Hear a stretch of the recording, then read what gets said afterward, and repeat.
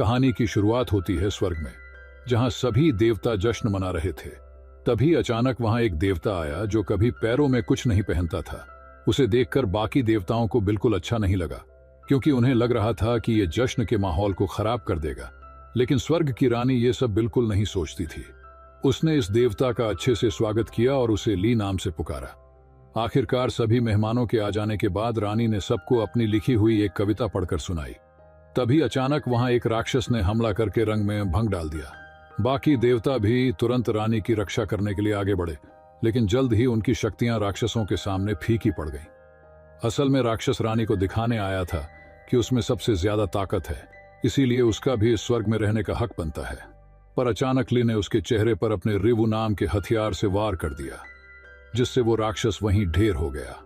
ये देखकर रानी ने खुलासा किया कि असल में ये हमला उसी का प्लान था और वो देखना चाहती थी कि उनमें से कौन मुश्किल पड़ने पर अपने दिमाग और ताकत का ढंग से इस्तेमाल कर सकता है। फिर रानी ने ली की खूब तारीफ की, क्योंकि वो हमला होने पर घबराया नहीं, बल्कि आखिर तक लड़कर राक्षस को हरा दिया। रानी ने खुश होकर उसे एक तोहफा दिया और फिर से जश्न शुरू हो गया। आखिरकार जब जश्न खत्म हुआ तो ली को कुछ अलग सा महसूस हुआ। उसने अपने रिवु अस्त्र को फिर से निकाला ताकि अगर हमला हो तो वो खुद को बचा सके, पर उसकी लापरवाही की वजह से रिवु उसके हाथ से फिसलकर धरती पर जा गिरा। ये देखकर ली बेहद घबरा गया, क्योंकि स्वर्ग के कानूनों के हिसाब से उनमें से किसी को भी धरती पर जाने की इजाजत नहीं थी। हालांकि इसके लिए उसे बहुत खतरनाक सजा मिल सकती थी, लेकिन फिर भी वो नीचे आ गया। धरती पर पहुंचकर उसकी मुलाकात पियानन नाम की एक लड़की से हुई, जो एक पेड़ की टहनी पर अटकी हुई थी।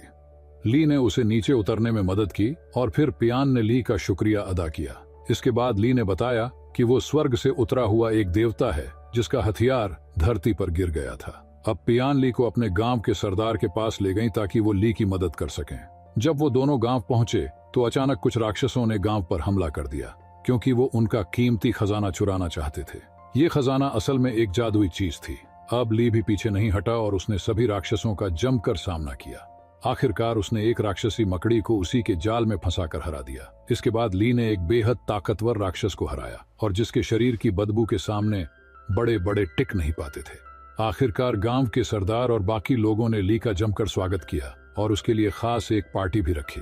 आखिरकार ली ने सरदार से उनके खजाने के बारे में पूछा तो उसने बताया कि कुछ महीने पहले आसमान से एक सुनहरी रोशनी आकर सीधा एक पहाड़ पर पड़ी।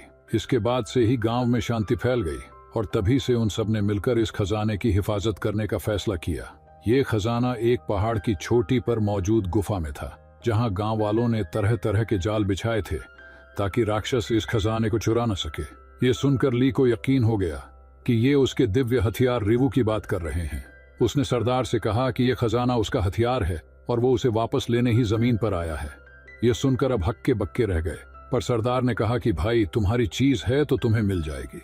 पर सच तो ये था कि सरदार की खजाने को लौटाने की कोई नीयत नहीं थी, बल्कि उसने तो ली को पकड़कर जंजीरों से बांध दिया।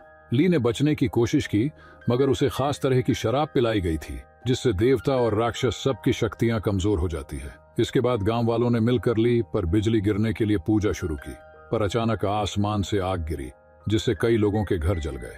सब तुरंत आग बुझाने भागे और तभी पियान ली के पास आई और कहा कि अगर वो राक्षसों से उसके गांव वालों की रक्षा करेगा तो वो खजाना ढूंढने में उसकी मदद कर सकती है।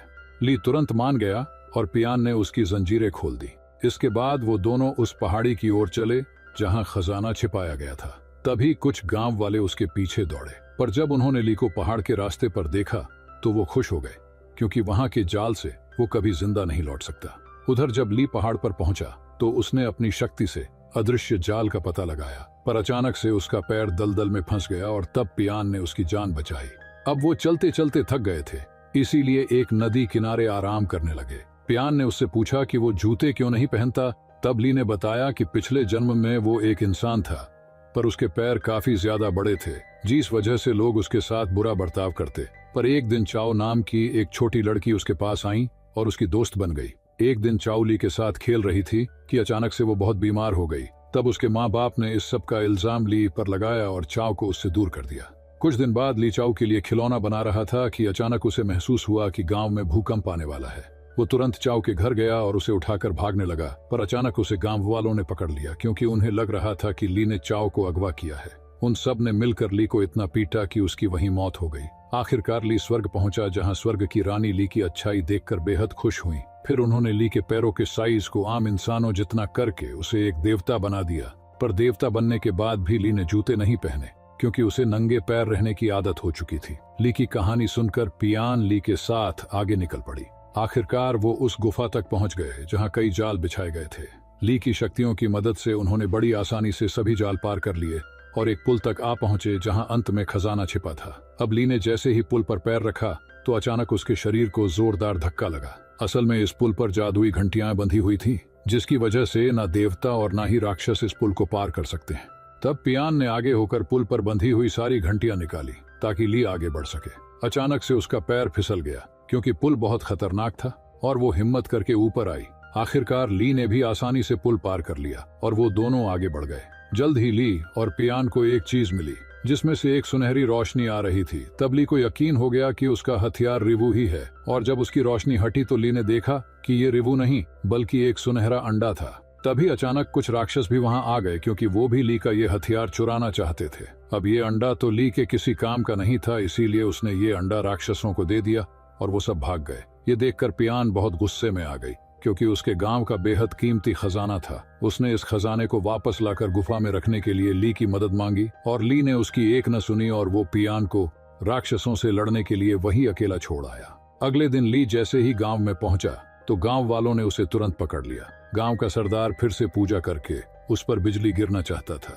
आखिरकार पूजा होने पर ली पर कई बार बिजली गिरी, पर ली तो अमर था, इसीलिए उसका बाल भी बांका नहीं हुआ।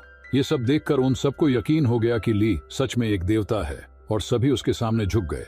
पर तभी एक बूढ़ी औरत ने कहा कि ये इस इज्जत के लायक नहीं है, क्योंकि वो अपने हथियार के चक्कर में गांव वालों को यूं ही राक्षसों के हाथ मरने के लिए छोड़कर चला गया। ये सुनकर ली को पियान का ख्याल आया, जो अकेली राक्षसों से खजाना वापस लेने के लिए पहाड़ पर ही रुक गई थी।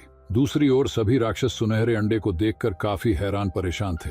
आखिरकार उन्होंने मुर्गी राक्षस को इस अंडे पर बैठने का हुक्म दिया, ताकि अंडे के अंदर जो भी है उसे बाहर निकाला जा सके। उसी वक्त पियान खुद भी एक बिल्ली राक्षस का भेष बनाकर राक्षसों के अड्डे पर आ पहुंची, और उसने बड़ी चालाकी से राक्षसों को बुद्धू बनाकर उनसे अंडा ले लिया। पर जैसे ही वो अंडा लेकर वहां से भागने लगी तो राक्षसों को पता चल गया कि पियान एक इंसान है। उन्होंने तुरंत पियान पर हमला कर दिया, और वो उसे मौत के घाट उतारने ही वाले थे कि लास्ट मौके पर ली ने वहां पहुंचकर पियान की जान बचाई।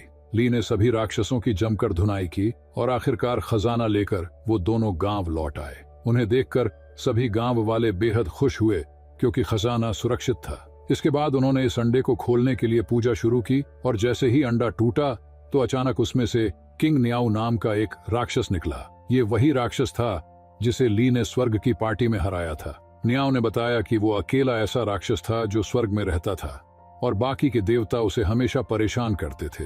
जश्न के दौरान जब उसने उन पर हमला किया तो उसे लग रहा था कि सभी देवता एक जैसे होते हैं, इसीलिए उसने ली पर भी हमला कर दिया, और तब ली ने अपने हथियार रिवु से हमला करके न्याऊ को हरा दिया, जिससे वो सीधा धरती पर आ गिरा और एक बड़े से सुनहरे अंडे में बदल गया। जब गांव वालों को ये अंडा मिला तो उन्होंने सोचा कि ये उनके गांव की रक्षा करेगा, इसीलिए उन्होंने सुनहरे अंडे को संभाल कर रखा था। खैर, अब न्याऊ ने ली पर वार करके उसे गिरा दिया और बाकी गांव वालों पर हमला करके सब कुछ तहस नहस कर दिया। ली ने फिर से खड़े होकर न्याऊ का सामना करने की कोशिश की, पर धरती पर आकर उसकी शक्तियां कम हो चुकी थी।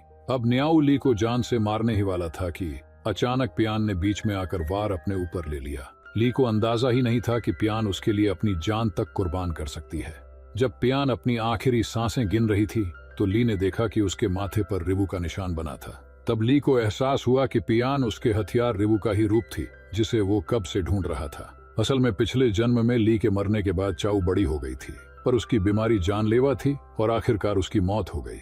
उसने पूरी जिंदगी भगवान की पूजा में गुजारी थी, इसीलिए स्वर्ग की रानी ने खुश होकर उससे पूछा कि तुम अगले जन्म में क्या बनना चाहोगी। तब चाऊ ने कहा कि चाहे उसे कुछ भी बना दो, पर वो हमेशा ली के साथ रहे। पर रानी ने ली को पहले ही देवता बना दिया था, इसीलिए रानी ने चाऊ को ली का सबसे शक्तिशाली हथियार रिवु बना दिया। आखिरकार पियान मरने के बाद फिर से रिवु में बदल गई ताकि ली न्याऊ का सामना कर सके। इसके बाद उन दोनों में भयानक युद्ध शुरू हो गया और आखिरकार ली ने रिवु के वार से उसे हरा दिया। जल्द ही स्वर्ग की रानी बाकी देवताओं के साथ वहां आ गई और अब वो ली को सजा देने वाली थी, क्योंकि ली बिना उसकी इजाजत के धरती पर आ गया। ली सजा के लिए तैयार हो गया, पर तब सभी गांव वाले रानी के सामने झुक गए और उनसे ली को माफ करने की दरख्वास्त की, क्योंकि ली ने उन्हें राक्षसों के आतंक से बचाया था। उनकी मिन्नतें सुनकर आखिरकार रानी मान गई और ली को माफ कर दिया। पर जब रानी नियाओं को सजा देने लगी तो ली ने उनसे दरख्वास्त की वो नियाओं को माफ करके एक मौका और दें ताकि वो अपनी गलतियों को सुधार सकें। ये सुनकर रानी ने उसे भी माफ कर दिया